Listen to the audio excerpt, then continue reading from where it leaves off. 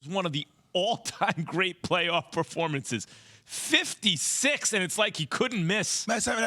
The dude went on, he had a 22-point first quarter. He scored 20 points straight in the first quarter. 20 straight. And was even better down the stretch. Quarter. And then down the stretch, I'm like, okay, Coach Bud, championship resume. Let's change up the scheme because you got the lead. You have a 12-point lead, and this dude goes in the fourth quarter. He didn't even start the fourth quarter, Max. He came in with 8-11 in the fourth quarter, Key. And the cat had 21 points in the fourth quarter. Outscored the Bucks by himself. By himself. Key, here's the stat for you. Tied with Charles Barkley for fourth highest single-game scoring effort in playoff history. Trailing who? Michael Jordan, 63, Elgin Baylor, 61, and Donovan Mitchell, 57. Fourth in NBA playoff history. Because of the bubble? I think so, Key. You know what? To me, it could have been on the street park. I don't care where the hell it was at. This dude different. Yeah. It's playoff Jimmy. I have all the respect in the world for him, man. Like, I see him, I'm just going to like, yo, whatever you say, you got it. Yeah, Jimmy, we're sorry, man. We're sorry you don't get enough shine. You tell me the sky is pink, Jimmy. You got it. You got it, brother. Hey, J-Lo, but why is it that people kind of slight him during the regular season? Is that just because it's a regular season? They're just undermanned, Key. It's like, can we just keep it a buck about this team? Like, they are, it feels like every year they just overachieve, but I keep looking at the roots and the foundation, and they just do it the right way. And Jimmy tells you, he's like, yo, he's ready to turn up when the playoffs come around. They're always in striking distance.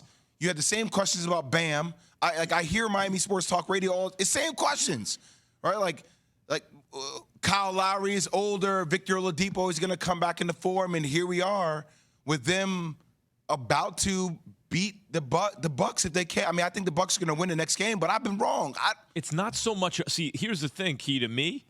You have a great coach, championship coach, great organization, Pat Riley, the whole thing. The question becomes, is your best player the type of dude who you think of as a guy who could be the best player on a championship team?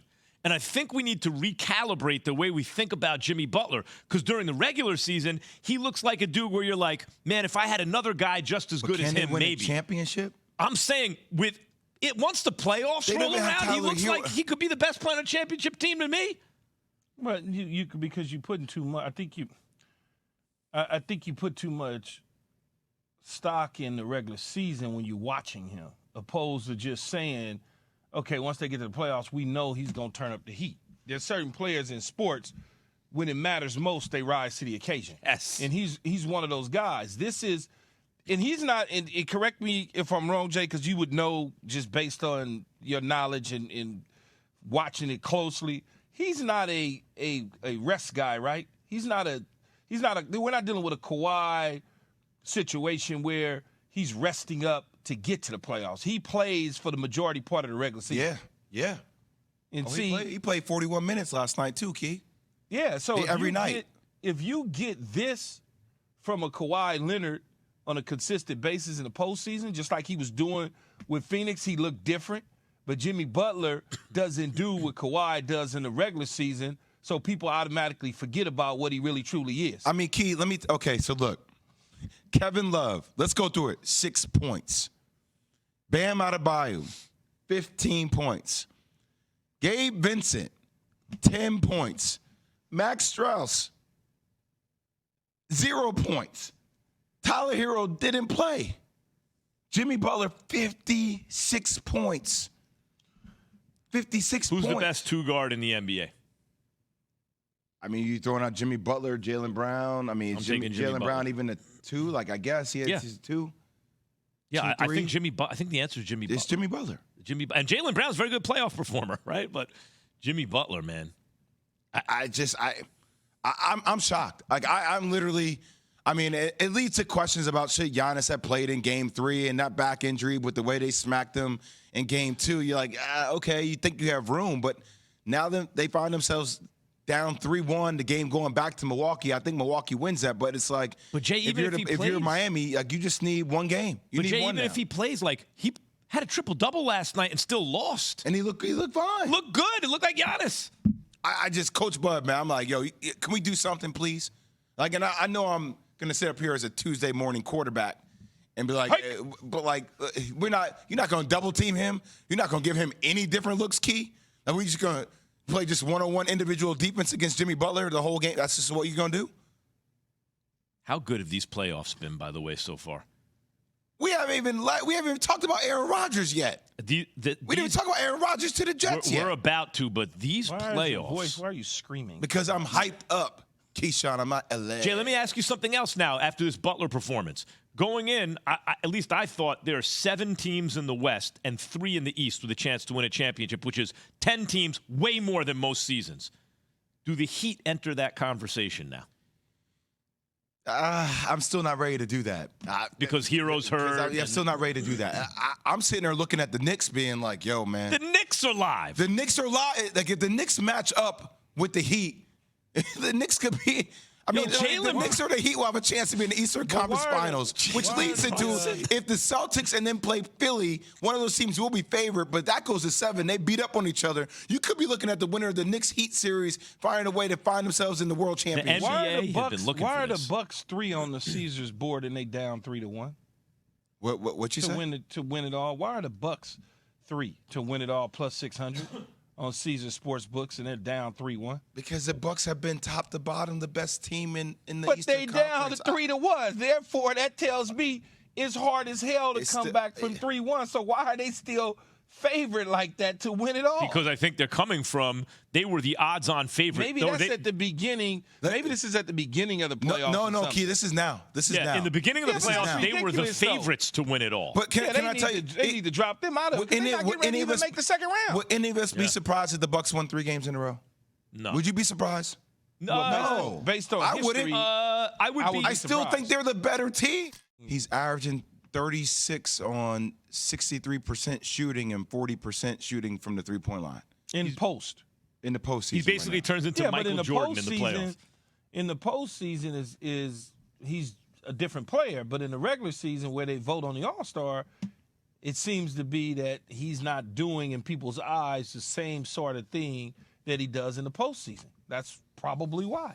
Well, I'd rather have Jimmy Butler now than Jimmy Butler in the regular season anyway. Just get me to the postseason. I mean, that's all I ask. In the regular season, he averaged 23, 5, and 7. But is that All-Star worthy versus the dude who's actually voted? And he played 64 games. So that goes back to your Kawhi thing, right? Like, he played 64 games. And Kawhi played 34. Dude plays. Nowadays, 64, it's like, wow, it's a lot of games. And Kawhi's like half of that, right? Just different, man. It's just, I don't know. Like, but it is. That's all-star level. You could or couldn't make it, and then something happens in the playoffs. He transformed the Incredible Hulk. And my boy and I are going back and forth, and he has a prominent role there. I'm like, why do you guys always get overlooked? Is it just because I naturally go to names like Yates and I talk about this? He's like, how many undrafted guys? It just doesn't feel sexy. And you want Miami to be sexy. And you're talking about like Gabe Benson and Max Strus and Tyler Hero's out and Bam doesn't take enough shots. And then this dude goes for 56 against the #1 seed and bangs it on Giannis's head.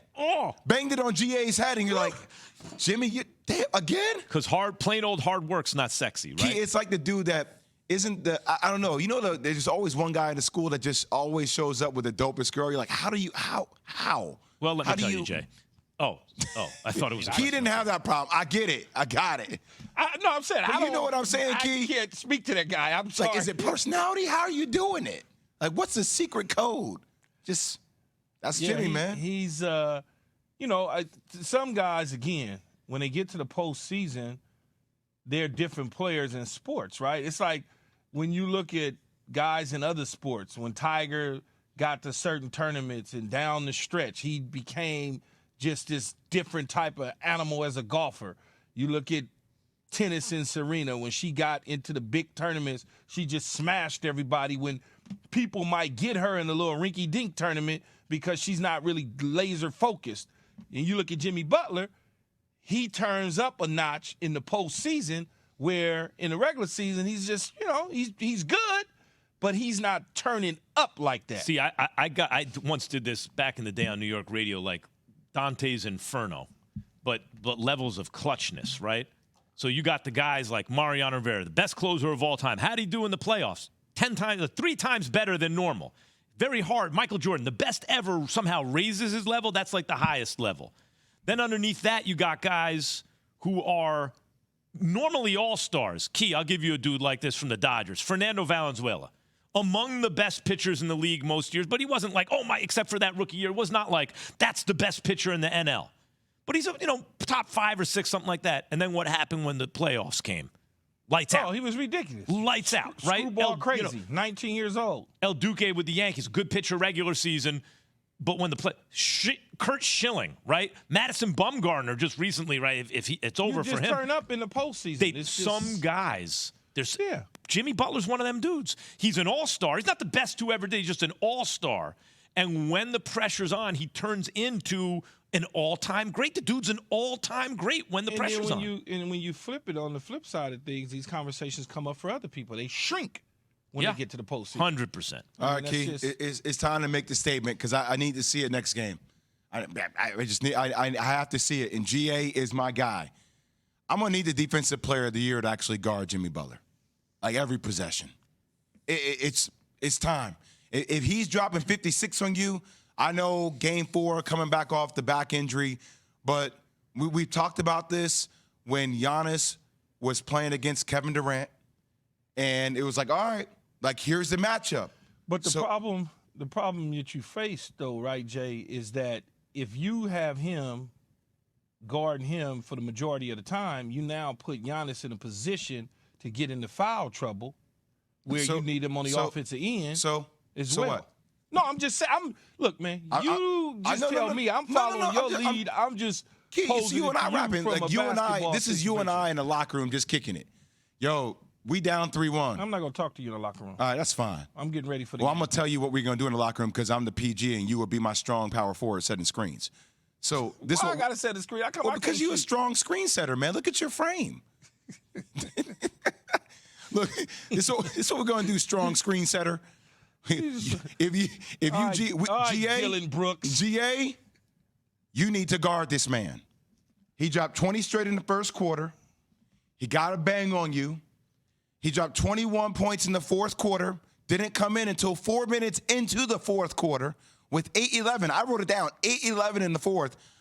I need you to guard him every possession right now. These are moments that are built for the greatest player on the planet, right? Not only are you our offensive engine, but I'm going to need you to be the defensive guy and lock him up. You're so right, Jay. If I told you before the game, Giannis is going to come back and have a triple-double. Drew Holiday is going to hit a big shot down the stretch late in the third quarter when the game gets tight. If I just told you that, you're like, yeah, that's kind of what they do. They're going to win the game. Jimmy Butler came in, and what were they down? 10, 12 points, something like that, 8, 9 points. That was pretty much most of the second half of the game. And just like that, it's gone. He couldn't be stopped. It was unbelievable. You're right. They're going to have to do something drastic, even if it means there's no perfect game plan. It comes with a downside. I mean, even if it means foul trouble for Giannis. Please let Kyle Lowry beat you. Like, let Gabe Vincent beat you. Let Kevin Love go for 40. You can't allow the one guy.